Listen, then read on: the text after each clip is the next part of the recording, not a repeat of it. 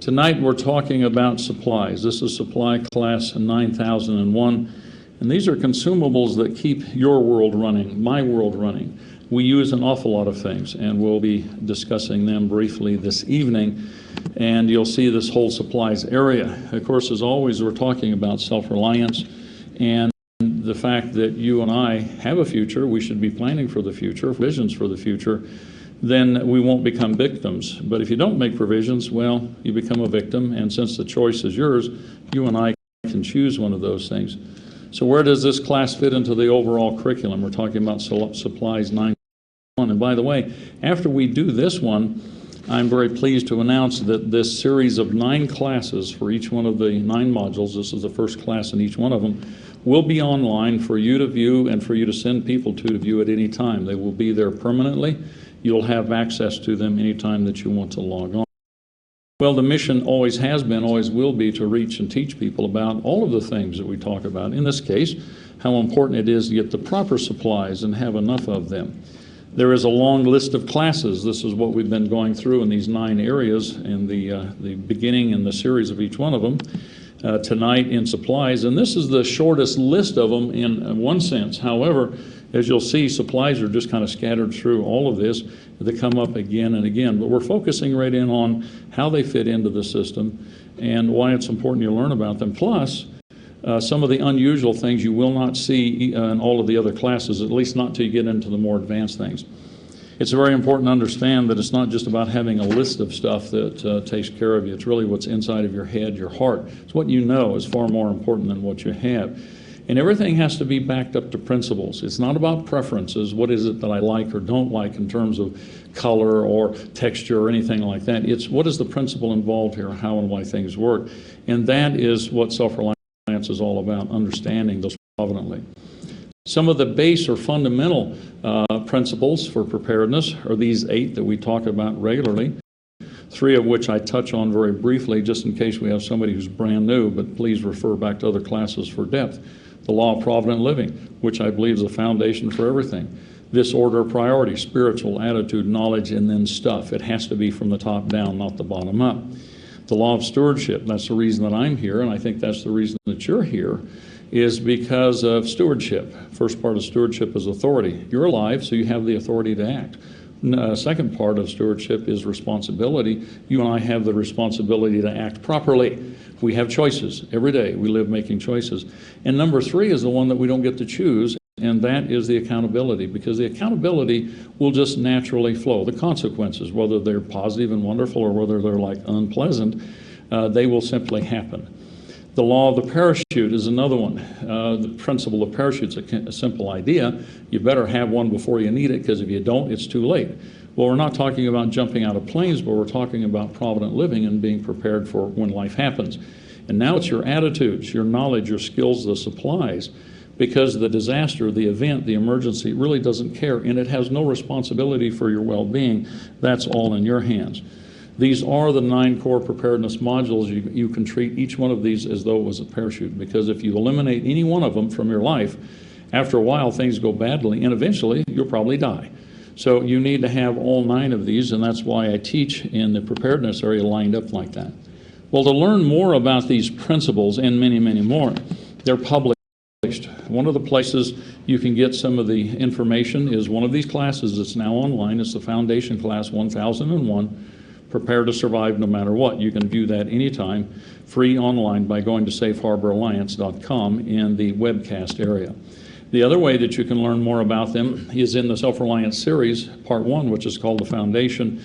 That is a 2-hour DVD. It's all principle-based DVD that's available through safeharboralliance.com, and we do sell that at a modest price so that people can get it.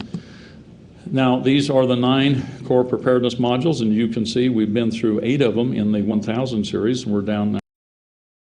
Well, the big picture, and that's what the supplies class 9001 is all about. It's the big picture of supplies and how it fits into this whole area.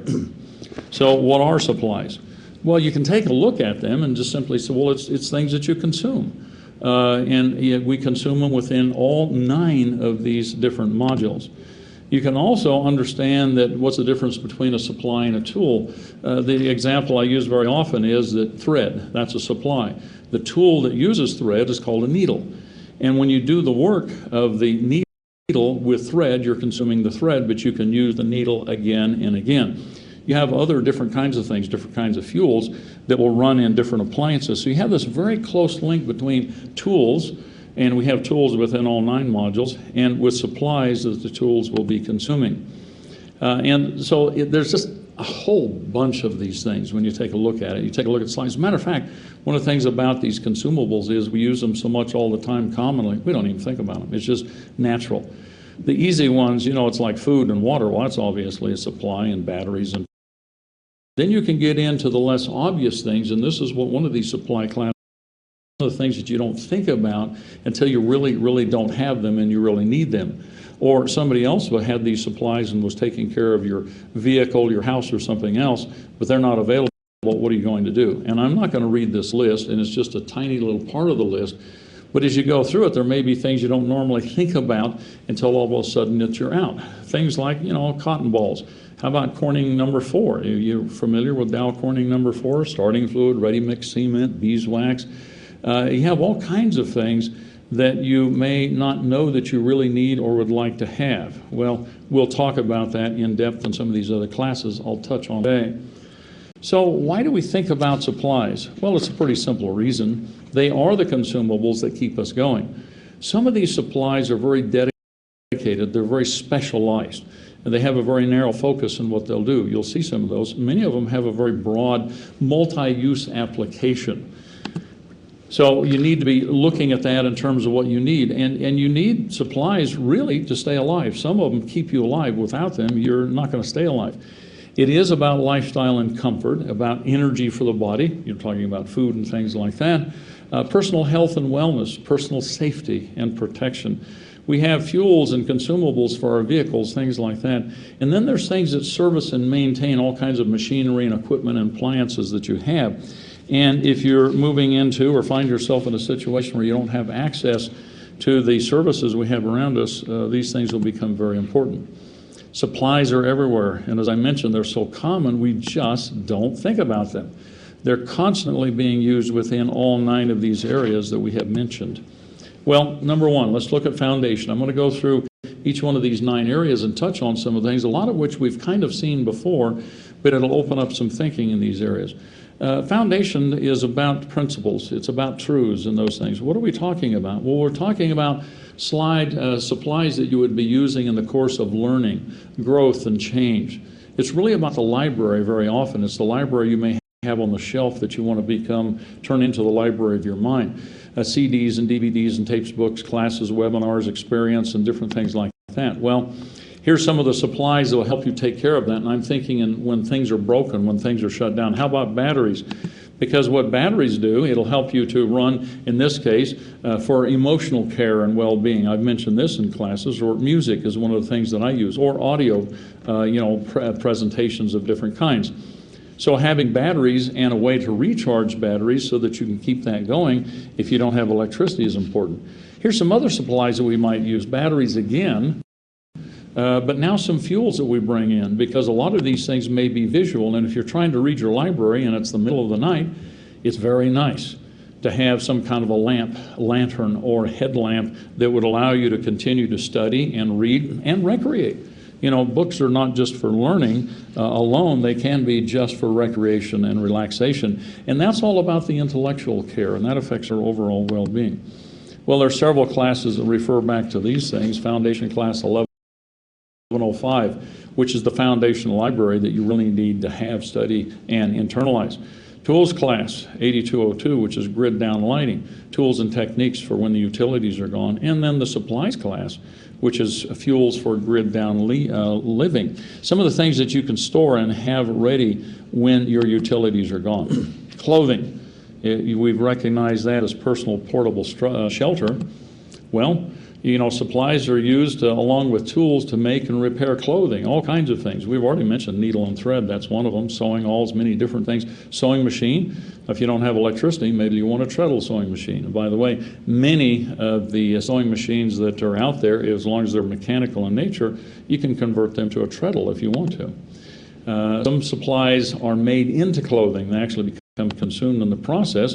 So it may be some of the things we talk about in Winter Without Worries, the open cell foam, different fabrics, glues, threads, those kinds of things, so that we can produce clothing. And some supplies are used as personal portable protection. Think about sunscreen, insect repellent. It's something you wear, it's protecting you, it moves along with you, but we're consuming it and using it up. Even gloves, and good quality gloves is extremely important, or we may have gloves that keep us from being contaminated, disposable kinds of things. Those are all clothing items, but they are consumed in the process. Clothing Class 2201, Winter Without Worries series of classes. Clothing Class 2261, making inner thermal liners using a home sewing machine. Tools Class 8271, needlecraft, tools and skills that you will need to know. Many people already know a lot of those things, but if you don't, you might want to consider studying more in those areas. Water, one of these critical areas. First off, you have to store the vital supply of water. Now, water is the supply, but the tool for storage is the container. So here again, we see this marriage between tools and supplies very, very often. Then you have to have ways of making the water safe. So we can have supplies to help us make that water safe with heat. It may be propane, butane is one of the ways of doing it, boiling things. Of course, you could have solid fuels also. Supplies that make water safe using chemicals. In the water classes, we've talked about that, and we'll talk about them in depth in the future classes, both chemicals and other means. You have supplies to make water safe using batteries, in this case, either producing ultraviolet light or with one of the devices that makes chlorine dioxide using water, table salt, and then electricity. So here again, supplies to keep you going. And if you have one of those little Miox producers, that thing in the right-hand corner down there, and you don't have any batteries, it won't work. So you need that supply of batteries to keep it going. Same thing for the ultraviolet. Now, one of the other things, if you're using filters, you've got to have backup filters. That's the things where you have the yellow arrow down there. You must have those backup filters because eventually you consume the filters, you wear them out, you use them, they become plugged. You've got to have replacements or you can no longer use them. And then you can also learn about supplies to make water safe through filters that you make from scratch. This is one of the future classes also. Building your own filters from supplies that you can purchase, and in some cases things you'll just find laying around. So there's Water Class 3101, water, the liquid of life, and what you must do about it. Water Class 3102, sanitizing water using heat, chemicals, sodas, and UV. Water Class 3103, beware of dangerous marketing traps plus the vital step of pretreatment. And Water Class 3104, the selection, use, and care of water filters. And a part of that is it's really what the manufacturers don't tell you. There's things that are just kind of missing, or they let you connect your own dots in there, and it's not that they lied to you, but it's just that you were missing some information. And water is a parachute. You get sick during an emergency with giardia and you can't get help on that, it may, the diarrhea, this dysentery you get, you can dehydrate and die very quickly. Water Class 3201, making your own drip filter using off-the-shelf materials. And then Supplies Class 9210, making charcoal. And charcoal is a very important material. We'll use it for health. Water is what we're talking about here, can be used in sanitation. It's also fuel. So those are some of the classes you may want to consider, and we'll be presenting all of those. Sanitation, number 4 of the parachutes, and this is the hidden disaster, as I call it. And some of the tools that we have are actually sanitation supplies. You take a look at a brush or a scrub pad for keeping things clean. You're going to be consuming that tool, wearing it out, so you need to have backup. You need to have additional ones. A mouse trap. You know, after a while, you can keep reusing them for a while, but they can get really gnarly, and some people say, well, I catch a mouse, I'm throwing the whole trap away. Well, that's a supply. You need to replace it. And these spray bottles are so wonderful for dispensing some of our product to help us in our sanitizing areas. Then you have in the area of human waste disposal, plastic bags and toilet paper and different things like that that you want to learn about and be sure that you have adequate. But then also, what do you do for a backup? When you run out of something, what are the backups? Those are in the sanitation. Other kinds of chemicals and things that we would consume and use, both in sanitation, and some of these things have multiple uses. I mean, vinegar, it can be used in sanitizing and cleaning, but we may also use it in our diets and some of those things. So lots of different supplies that fit into the sanitation area, and sanitation is one of the very critical areas. If you take care of everything else but you get sick with disease, then what's the point? Why do you have food? Why do you have water if you're just going to be sick? So learn about all of these things. And I do like to find things that have multiple uses, like the GSE, which can be used in sanitation, used in water and the wellness areas. So many supplies have multiple uses. Classes where we talk about this, sanitation class 4104, that is the hidden disaster, and it's the basic sanitation series presented in 4 parts. It's about 3.5 hours long. It'll be coming out on our DVD very, very soon. We're working to have it launched as the website's up and running. Sanitation class 4202, and that's homemade cleaners. And that's formulas and practices for when the store is empty. What are you going to do when you buy some of the cleaners and sanitizers that you had? Well, there's other materials you can use. Some of them we touched on there. And you can learn to make some of your own, as well as some of the practices that will help you stay clean. Nutrition, the 5th area. Literally, you become what you eat. So we take a look at things like the vital supply that we know is food. And this is really, it's a critical part of Providently living, along with everything else. It's one of the parachutes. Well, it's about energy, strength, it's about nutrition, and in fact, it's about fun and enjoyment also. Well, you can have some of these, I'll say, prepackaged foods, foods ready to go, convenience foods, easy-to-use foods. Just look at them from a nutritional standpoint, not just do they taste good and are they quick to fix. Be sure you have high nutrition value. You'll be seeing more about that from us. But there's a lot of different things you may want to put into your storage.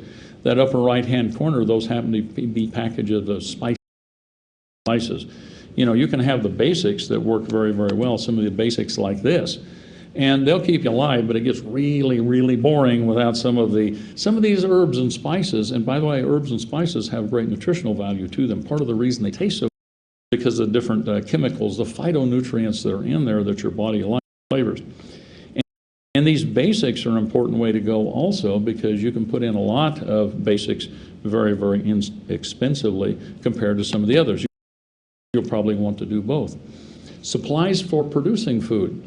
See, this is your long-term provident living. What do you do when you've eaten up all of your stores? Well, you need to renew your stores. You have to have a way of producing live foods and replenish those sleeping foods that you've had in storage. Of course, we're talking about growing things. Now, here you see a combination of supplies and tools. The tool is the sprouter, and the supply are the seeds, which you can simply wake up. That's a sleeping food, as you learned about in the nutrition area. You wake them up and you eat them. They're better for you when you do that with them. Then you have these future foods, these renewable foods. Well, the supply is the seeds, the tool is the understanding of what you do, and then it turns back into a supply when you harvest those seeds again. You eat some of the seeds, and then you save your best seeds to plant again and again. That's our renewable, and that's our future foods. There's things that help us with the growing of things. It may include tillers and different power equipment, but if you're going to have power equipment, be sure that you remember fuel. You've got to have fuel for those engines, 2-cycle oil, engine oil, air filter, spare parts, things like that. That jug in the lower right-hand corner is a soil conditioner of minerals that you need to get into the soil, be building your soil. It's one of the things I'm focusing on doing on my property right now, because the soil isn't that great. But where I've been building it, I have some delicious soil. It smells good too, and it grows very, very well. Supplies for food preparation. This is another part of it. Now we're talking about taste, talking about safety in some cases. It is for variety, it is for nutrition. Some of the things that we may use would be things, well, charcoal, because it is a source of heat that can be run in different appliances. There may also be wood that you can use in both something like a small rocket stove or a larger cook stove. You have other fuels like kerosene, white gas, that can be used in producing different kinds of foods. I think we skipped a slide right there. I must have quick. There we go. You can have a kerosene cook stove. You can have white gas cook stoves. Those would be some of the fuels that support them.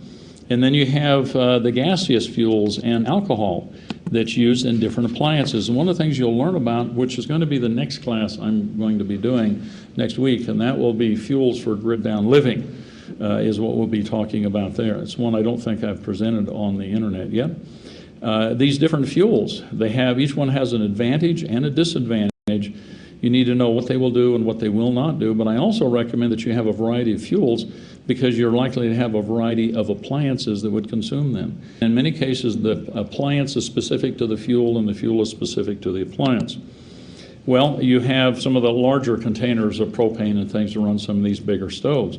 These are all supplies that you're consuming consuming. And if you look at those tanks on the left-hand side right there, the supply is what's inside, but the tool that contains it is the tank itself, and then it runs in an appliance. Something that you may want to consider doing is reducing the amount of supplies of these fuels that you might be consuming. You stretch their lifetime, if you will, by using, say, the sun's energy with a solar oven, something along that line, so that you're not burning up those fuels that you may not be able to easily replenish sometime in the future. You have other supplies in preparing foods if you want to preserve them, such as dehydrating and drying them. Well, I put a lot of things in glass bottles. I also have them in plastic bags. And paper bags, by the way, are good, not so much for dried things, because it doesn't keep the moisture out, but for storing things in the dark like potatoes and onions so they don't see in the light. So these are consumable supplies that you might be using to store some of these foods and prepare them to keep them. You may also have a thing like a vacuum packer that we have right there. I have to be careful not to touch that. You want to have the vacuum bags. The tool is the food saver. The bags is the supply that you're consuming. And then remember your canning supplies. And by the way, if you're not canning and bottling things now, it's something worth learning to do. It's a good old-fashioned way of doing things, but it works well. But you need supplies. The jars, the lids, the rings, paraffin, different things like that. Some of these other supplies, we've already touched on vinegar for a moment. It's something worth having in your supplies. And oh, by the way, in some future classes, we'll teach you how to make vinegar, because it's something that people have done for thousands of years, is producing vinegar. You can do. But we use for preserving things like salt and sugar, also for making cheese and cultures that you want to have them. That picture that's in the lower left-hand corner right there, you're looking down into a glass bottle full of olive oil that has garlic in it. The cloves of garlic, and I've been experimenting with how long can you store garlic that way. It works very well. My garlic that's in there is now 5 months old. It works, it's wonderful, as a matter of fact. And by the way, I'm having some nice garlic flavored oil when we're done with the garlic. So there's different ways of preserving some of these old techniques that work well. We'll be talking about those in future classes. Nutrition class 5101, nutrition for health and strength during disasters. Nutrition class 5105. Long-term food storage for health during and after disasters. Nutrition class 5110. Basic foods, how to buy them, how to store them, and how to use them. Nutrition class 5150. Permanent long-term future foods. That again is about growing, and how do you really do that? Most of us, in fact 99.9% of the people in the country, don't really live out of their garden. We use it as a little supplemental food, but what are you going to do if that supplementation needs to now grow into a major portion, if not entirely, all of the food that you're eating? You need to learn how to do that. Nutrition class 5170, tools, techniques, and supplies for food preservation at home. I just showed you one little thing. I'm learning to do things all the time. I have fun doing those things, and now's the time to experiment and learn what they will and will not do. Tools class 8101, grid down cooking. We'll be doing that one in the future too. And then the class for next week, supplies class 9101, fuels for grid down living. Shelter class. It is really about coming inside and enjoying the inside. Well, we very often think about shelters that may be portable. We've talked about those in this overview shelter class we did a couple of weeks back. If you have something that's made with fabric, well, guess what? Fabric tears, zippers will fail. You have seams that separate, grommets that tear out, cords that break, ropes that, fray. So you need to be prepared to maintain those things. So you want to have the tools and then the supplies to go along with them. The rope, the cord, the tape, the sewing awl, which is the tool, and then the thread to go with it, and grommets and the tool to set them. Grommets is something you want to have in your supplies. You'll see me talk about grommets a few times in a variety of classes because it's so useful to be able to set a metal grommet in all kinds of different materials. And if you have a tent, they probably have grommets in them. You may need to repair some of them. Applies to construct shelter. The idea is this: if you don't have one, well, heck, make one, is what it comes down to. It's about coming inside. It's about being in the shade, out of the cold, away from the wind, and sometimes privacy and separation is a nice thing to have too.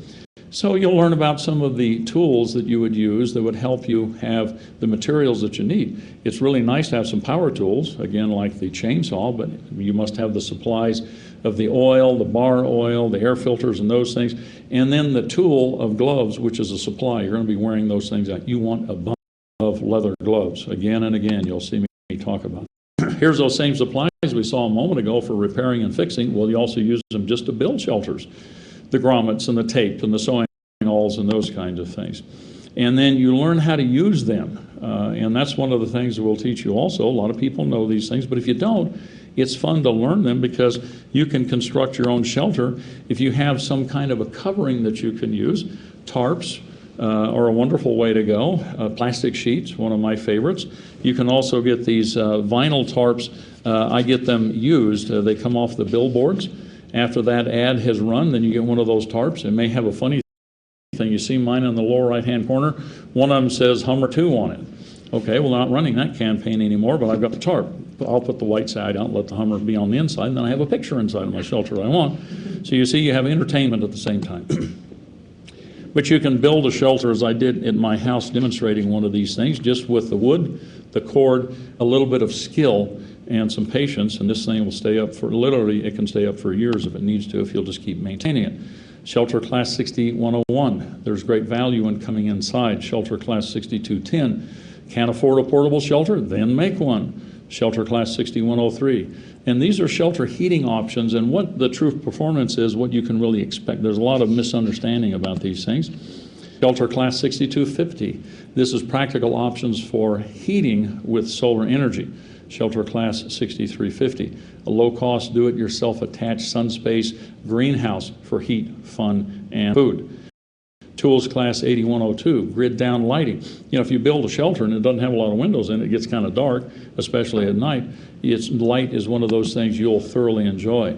Tools Class 8101, fuels for grid down living, which is next week's class, as I mentioned. Wellness, the seventh area. This is vitality of body, of mind, of soul. And this is, you know, wellness is what this whole thing is about. That's what Provident Living is about, is staying well and healthy and strong. But some of the specific things you might want to focus in on, you know, it is first aid. It is some of these emergency supplies that you will consume and use. You'll want to have them, of course. Then we have other materials. It's supplementation. It's vitamins and herbs and minerals and different things like that that will be useful to you. And some of them that you wouldn't normally think of in a wellness area that I'll teach you more about, such as the diatomaceous earth, the food grade variety, the Permagard. That's actually a very important supply because we use it in water, we use it in sanitation, we use it in wellness. And then again, these supplements, and you find the things that will work for you. But one of the reasons I believe it's important to learn about these things and be practicing them now, if you're using a pharmaceutical and the pharmaceutical is no longer available for whatever reason, what's your backup? Well, I'd suggest you start playing with and learning about those backups right now. Better than some of the other things we're using. So we talk about those in these classes. Wellness Class 7103, wellness through foods, herbs, supplements, and other natural means. Wellness Class 7210, vital herbs and essential oils for grid down living. Wellness Class 7104, medical supplies, tools, and training to have in your community. And community is one of the things that we'll talk about very often. It's not that you have to have everything and do everything. You need to have access to it. That's what that class is about. Well, tools. Now, tools are about, well, it's about repairing things. It's about maintaining things. It's about supporting these 9 areas, and it's allowing us to create things in all of them, such as you saw in shelter, where you make shelter if you need one. Supplies to care for tools. In most cases, we're talking about oil, keeping things lubricated, keep them from rusting and from freezing up. Sometimes there's fuels involved, spare parts, and then maintenance supplies. Supplies, items often consumed while using a tool, and we break this into some other categories. Supplies to create and maintain fire. See, fire is a tool itself of many, many uses. We use it for heating, for cooking, for sanitizing. We use it to fabricate and make things. Fire is also, for a long time, has been the center of social gatherings. There's a lot of comfort. There's a lot of psychological lift in fire, particularly if it's dark and cold and windy, and you're inside of a shelter. Boy, is a fire nice to have. Whether you're using it for heat or just it's comforting to be around. So we have supplies like this, matches, that's obviously a supply. You may have a lighter on one of these can't talk tonight, it's been a long day. These refillable lighters. And you want to have the propane, the butane that you fill them with. You have some of them that are just disposable. You use them up once and then you cannot refill them. They are useful. You want to always have backup, however. You want to always have a way of getting a fire going, and that's one of the classes that we'll be doing, and we have done, we'll do again. You have options that a lot of people know about, batteries and steel wool. Boy, that's instantaneous hot burning that you can get a fire going right now. These little magnesium fire starters, wonderful things to have. Now, if you look at the package and you read the instructions, it sounds really, really easy. It's really easy once you practice and know how to do it. When you first get it, like I did, I got one, read the package, I started using it. Man, that was a pain. It was hard to get a fire going to start with. You learn the tricks, and it's actually very easy. Now, those magnesium fire starters, that's the tool. What's the supply? Well, it's the tender. It's anything from cotton that you may get out of a pill bottle. It's dryer lint. It's steel wool. It's natural tenders that you can gather out in the environment that you would be able to use. We also have another way of starting fires, flint and steel. Good old-fashioned way of doing those things, using natural tenders, charred cloth. These are skills you'd want to have, but yet there's still supplies involved in them. So there's a whole bunch of these different kinds of fuels and things that we would use about fire. It is about knowing how to store them and how to maintain them and having them that you need for the different appliances, the gaseous fuels, the variety of liquid fuels, the solid fuels, all of these things you need. Got my buttons running in the wrong direction there.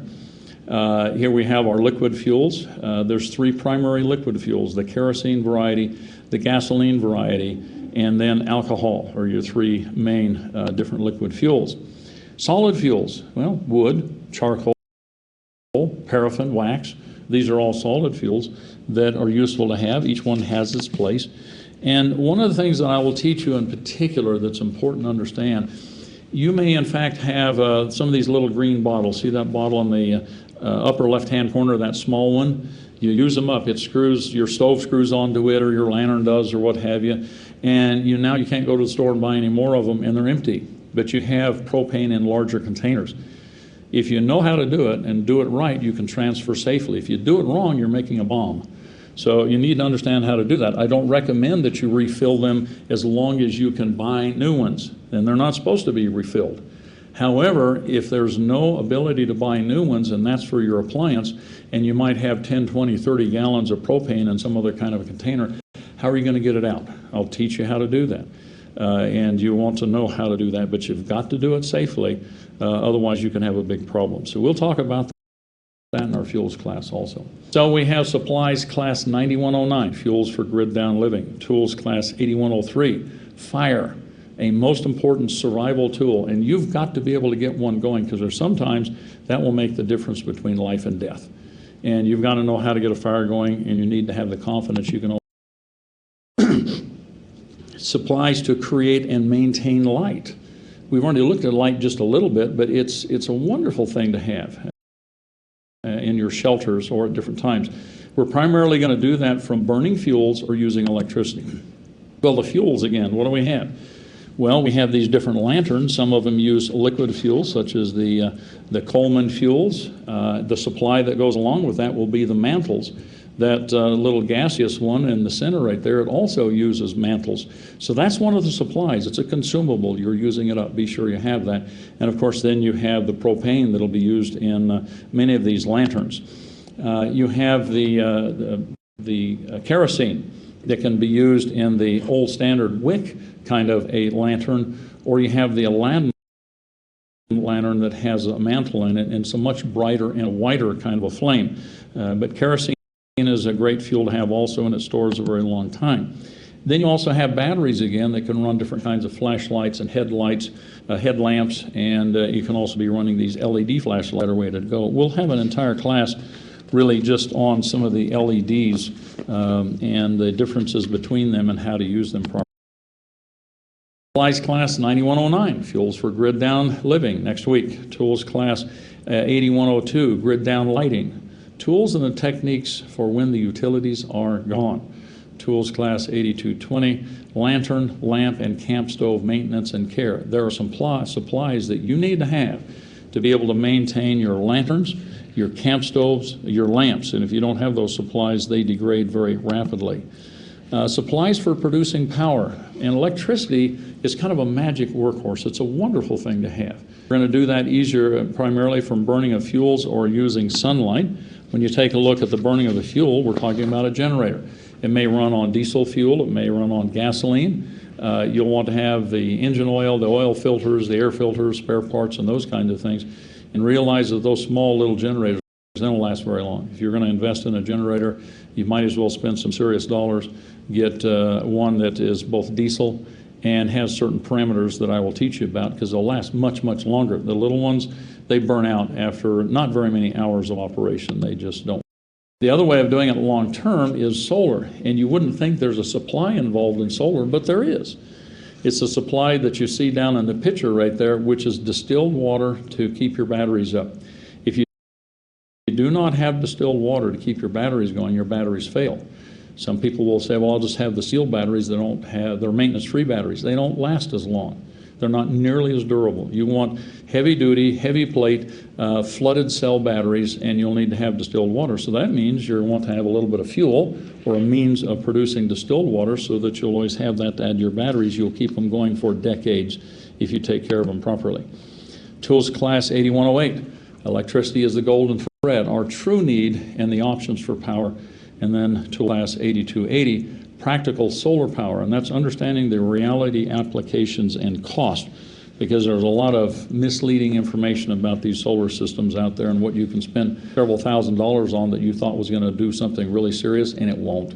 Yes, it will charge your PC and your cell phone, but they're probably dead too, so what do you care about them? Supplies used for transportation. These vehicles that we would use can move an awful lot of people and things, and it can also move them much faster than on foot.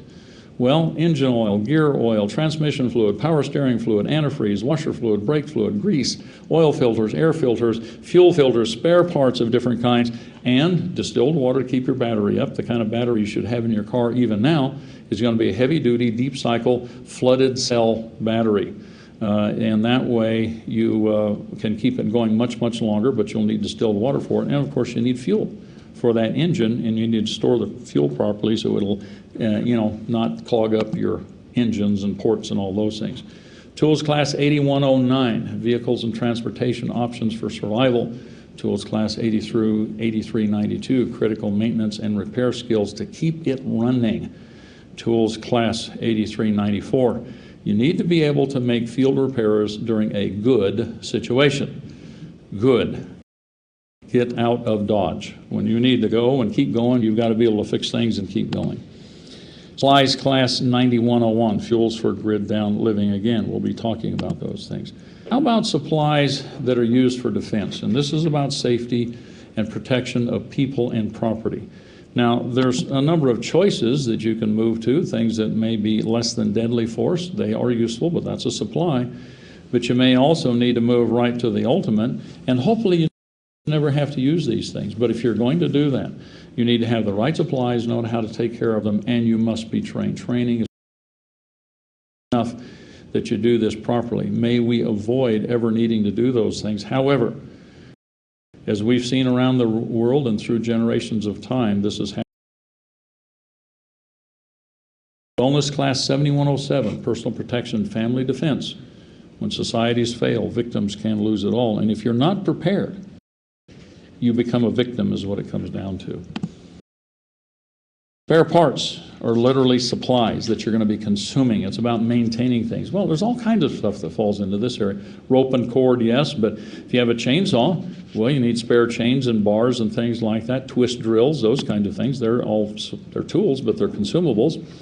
We already talked a little bit about these stoves and lanterns, the mantles, but the pumps, the wicks, the springs, the generators, all those kinds of things. You need to know about them and have extras and be able to maintain your equipment. You have different kinds of things. If you have something that has a wheel on it, you need to be able to fix the flat or get something that won't go flat. If you have a tool that has a handle on it, you'll probably break it eventually. If you're using it heavily all the time, they eventually wear out, they break, so you need backups there. You also have things like this, water filters we've talked about, having spare filters, but there's dispenser spigots, and then there's things like activated carbon that you'll want to have in your supplies. You can replenishing things if you know about these. Okay, supplies you really want to have. And this is about being able to fix things. It's about being able to create and maintain tools and property. It's all about keeping going when you you can't go to the hardware store. Now, this is a hardware store. I would like to own one of those. I'd like to have all those things there, but I'll show you what I've done in a minute. However, these are the kinds of things you want to have, the varieties of nuts and bolts and retainers and clips and things like that. Screws, and every time I need to go buy something, I always buy extra. I buy as much as I can. If I needed 3 or 4, I'll buy 10 or 12 if I can afford it, and then they go into my storage. So I'm building it slowly. Screws of all kinds, wonderful things to have. Well, if you need half a dozen screws, buy a pound of them. And then you've got them in storage, and also you don't have to run to the store every time, particularly where I live. My closest place to buy anything, to replace any of these things, it's about 8 miles. So it's a 16-mile round trip if I need to go get a screw.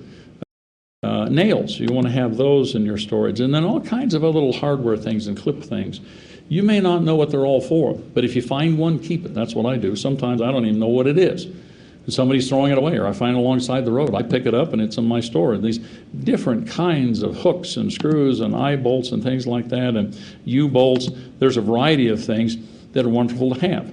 So how do you build your supplies? Well, this is how I do it.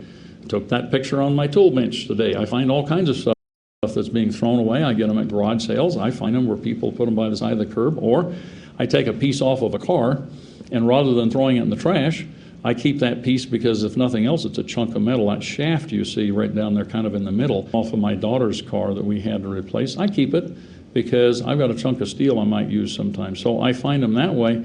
And this is what my hardware store starts to look like. I have these bins, and they have all kinds of, some of them are rusty, some of them are dirty, some of them have been used, but by golly, I can find what I need. So it's one way of building your supplies and not having to buy everything all of a sudden.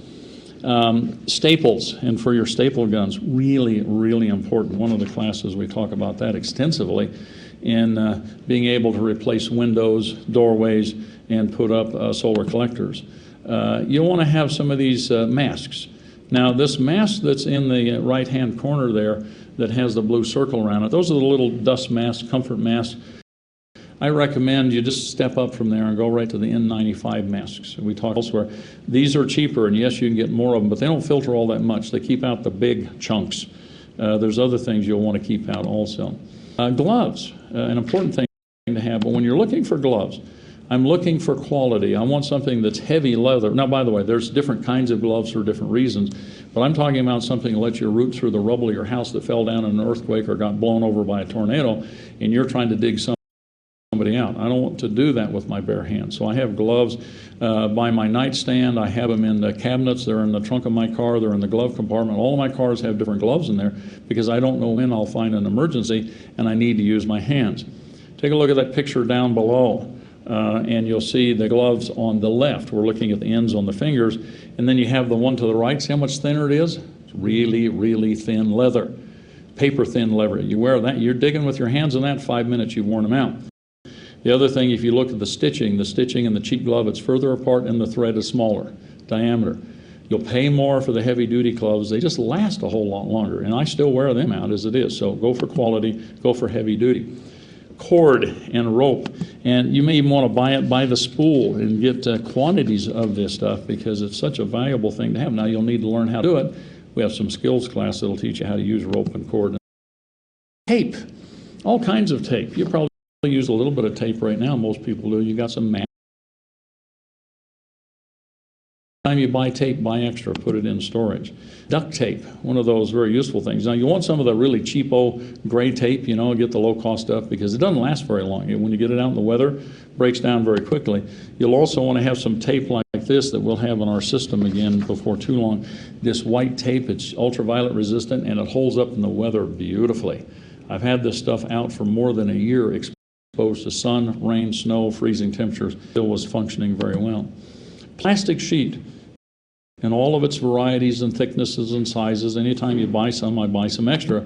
But I prefer to buy mine, my serious amount of it, I buy it in 100-foot rolls, a variety of different widths. I usually don't buy anything thinner than 4 mil.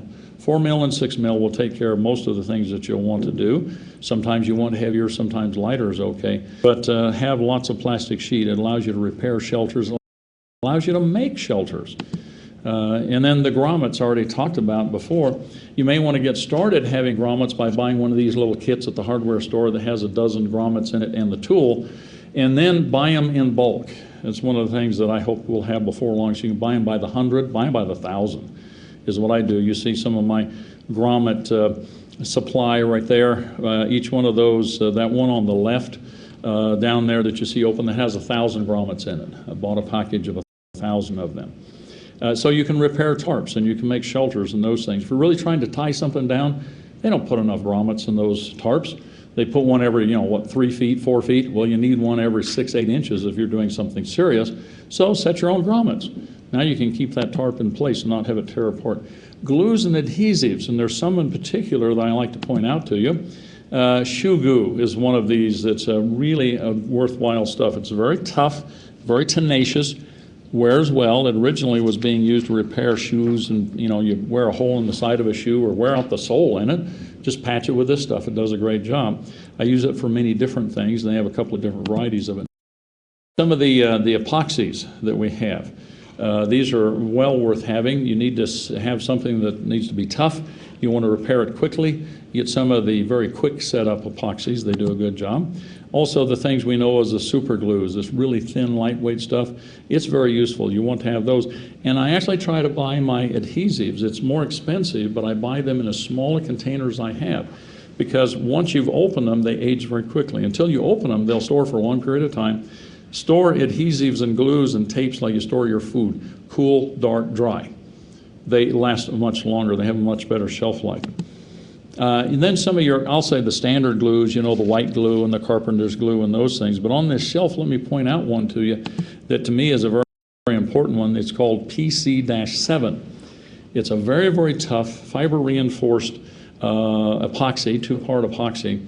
I've used it for years. It also has a very long shelf life. If you'll keep it cool, dark, dry, it'll store for a long time. I'll show you a repair that I did here this last fall, looking up in there. Now, this is the underside of a car and an engine, and what you see in that blue circle there, that's a hole in the side of the engine block that was beat in there by the propeller shaft or by the output shaft that comes out of this front-wheel drive car, that when the individual replaced the engine before he sold it to my daughter, it wasn't the same engine that matched up with the shaft that was in there, so he didn't bother to tie it down. Well, it was okay, well, everything is tight, the knuckles and splines and everything are tight, but after you drive it for a year, everything gets loose, and that starts wailing around in there, and so it finally beat a hole in the side of the engine, and a few other things were going on. How do you fix an engine? It's that PC-7 is how I repaired it. There's some tricks to doing that. I'll teach you some of those things in some of the skills classes, but it's a very tough thing. I've repaired, I had an air tank that rusted through on a seam. It hadn't been welded properly. And it's been about 18 years ago when that air tank developed this leak in the seam. And so I patched it with that stuff. Here again, you do it right. And so it's been running for almost 20 years since then. I've had the wheels, an aluminum wheel that had a rod punched through the wheel. Of course, it took out the tire also, but it went all the way through the wheel. Well, you take it down to have that repaired, and they'll charge you $75 to weld it up. I patched it with this, drove that car for years. So it's one of those things worth having, I believe. And here again, I touched briefly on some of these special ones, but in the other more in-depth classes, we'll spend all of our time on them. Tie wraps, these cable ties, useful for attaching and connecting things very quickly, very easily. Different things like caulks and sealings, the silicones. I like to have those in storage, and weather stripping and things. If you're trying to keep your house sealed up and keep it warm with a little bit of heat that you may have, you might find a draft you need to seal, or something got broken and you need to replace it, and those adhesives do a nice job of that. The silicone. Flashing materials. The aluminum flashing is a useful thing. I'll teach you about that in another class. Sandpaper, steel wool. These are all supplies that will do a great job for you. And then one of them that's extremely important, we talk about it in the sanitation area, and that's the ability to control mice and rats. Because when our society is not functioning the way it does now, and it's a little more dirty than it is, mice and rats become a real problem, and they are absolutely deadly in terms of the disease that they spread. Denatured alcohol, that's what we burn on our stoves. That is ethyl alcohol that's been denatured, so you can't drink it, or at least you shouldn't. You can drink it, but it's not good for you because it's got MEK or other nasty things in there that are toxic and poisonous. But it's also used as a solvent. It's used in shellac and things like that. Linseed oil is one of the other things you'll want to have for preserving of things. Lacquer thinners. See, if you have paints and varnishes and things like that, you'll need to maintain them and take care of them. As a matter of fact, just having stains and paint so that you can maintain the wood around your house, things that you may have now. When you have stain or paint that's left over from a job, I don't throw the extra away. I seal it up carefully and put it away because now I've got it for the future. A lot of times at job sites, I see when they finish doing what they're doing with their painting and varnishing and things, they throw the excess away. Well, guess what? I'll take it. It's cheaper than buying the new. Then you have the plastic bags and the trash bags and all of those things we use so commonly. Quick set concrete. Just the ready mix concrete, add water to. You may need to repair and patch and fix. And if you remember in the sanitation class, there's a very specific reason why I want to have that around. Batteries again and again for different things that you run. You may want to have some of the rechargeable batteries, but how are you going to recharge them when the utilities are gone? This is where having a little bit of solar power and the ability to charge those batteries directly would be important. The different oils and lubricants that take care of your equipment and tools is important. And then back again, mentioning once more these canning supplies, having the jars and bottles, and then having the rings and lids and things to go along with them. Very important things to have.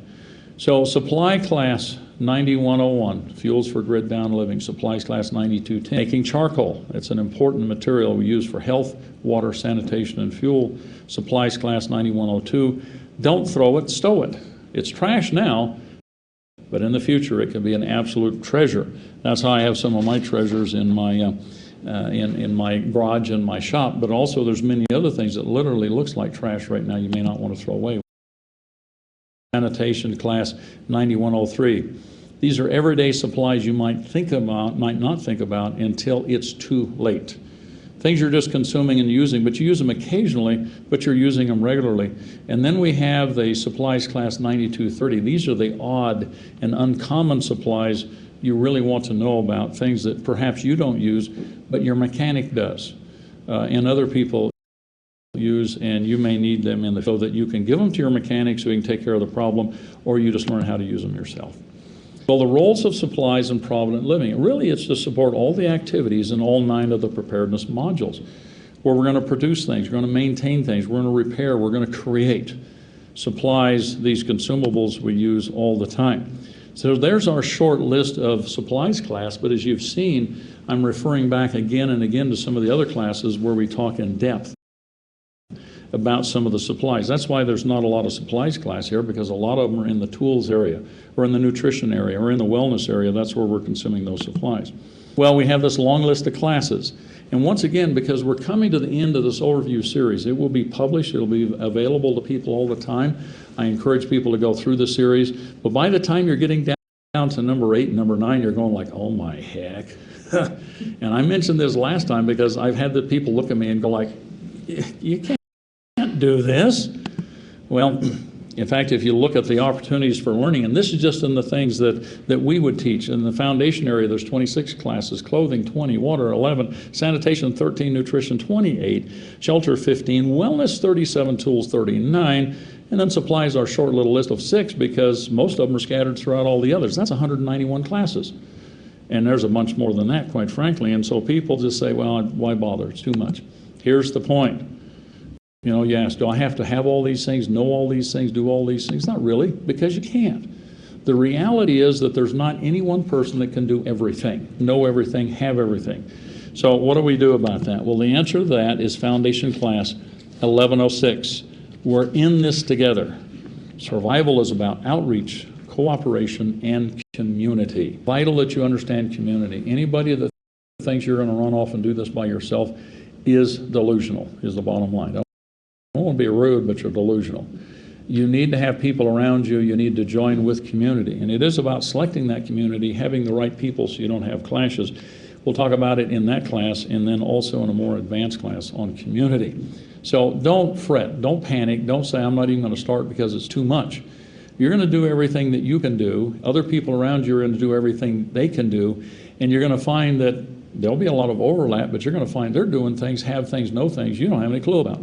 Vice versa. That's why I work on being a part of a community. I don't want to do this alone because I can't. All That's to give you a little bit of hope. So the question is, will you live providently?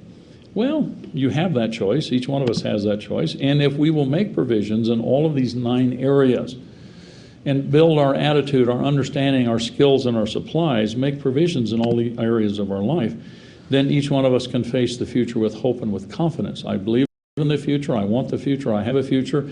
Therefore, I'm taking care of the future by doing the things that I do now, because the truth about life is this. There is no doubt that tomorrow will come, and there's no dispute that things happen. But how you're prepared to meet tomorrow will make all the difference in the world. If you're prepared for the worst, then no matter what happens, it will be an adventure. And I like having adventures, and I just want to avoid all the tragedies and disasters that I possibly can. So it's about what's in your head. It's about what's in your heart. It's about your attitude. And by the way, at the beginning, if you didn't hear that, please listen to last night's class that we did with Jim and Connie Cheney, because it's really more about attitude than it is about skill. Your attitude is far more important than the skills that you have, but the skills you have will help you get your attitude. They all tie together. So listen to last night's class. It's online on the website. It will be there for 2 weeks for you to. So fill your head with knowledge, with understanding. Remember the definition of knowledge that we presented in class 1001. Knowledge, K equals I times E. Knowledge equals information multiplied by experience. The only thing you'll ever get in my classes or anybody's class, the only thing you'll ever get in a video, a book, going to a seminar will be information. That's the only thing we share. It becomes knowledge when you do something with it. So I encourage you to play with these things. You see, provident living is really about lifestyle. It's about things that we play with, we test, we try, we experiment with, and we make it a part of things that we just do every day. When I find a screw or a nut or a bolt on the sidewalk, I pick it up. It's a part of my lifestyle. I throw it in that junk pile that I have. And every now and then when I've needed to fix something and there was no store that I could go to, or there wasn't one open, I dig through the pile of things, I find something that'll work, I go fix it, take care of it. I didn't spend any money on gas traveling. I took care of it with what I had laying around because it's a part of my life. So try strange things, weird things, go out and play with it. And those of you who can, when are preparing to go to Snow College, we'll have some fun out there, and hopefully a winter setting. And we're going to start the snow dances and the snow incense and the prayers and the meditation and everything, so that come February, we've had a very mild and a fairly dry winter. It's a little wetter right now, but we hope that February will be screaming cold so we can enjoy ourselves out there on top of that ridge, exposed to that weather, overlooking Middle Sinks and overlooking Bear Lake. Well, the ball's in each one of our courts to do these things. We'll do our best to be here every week.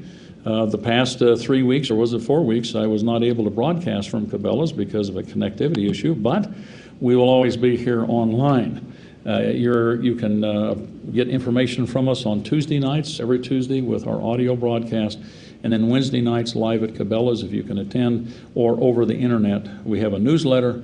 Join us at safeharboralliance.com for the information, classes, and courses, and the new things that are going online right now, and I appreciate so much all the. This now completes something that I've had literally a dream and a hope of doing for the last little while when these 9 areas were set up, and that's getting them published. Well, the 1000 series of all 9, as of tonight, will be published. It's available, free, online. Anybody can get it. We'll have other classes coming out on DVD and on CDs. Many of them will be presented here, but as you've seen that long list of 191 classes, if I was going to do each one of them every Wednesday night, how many years is that?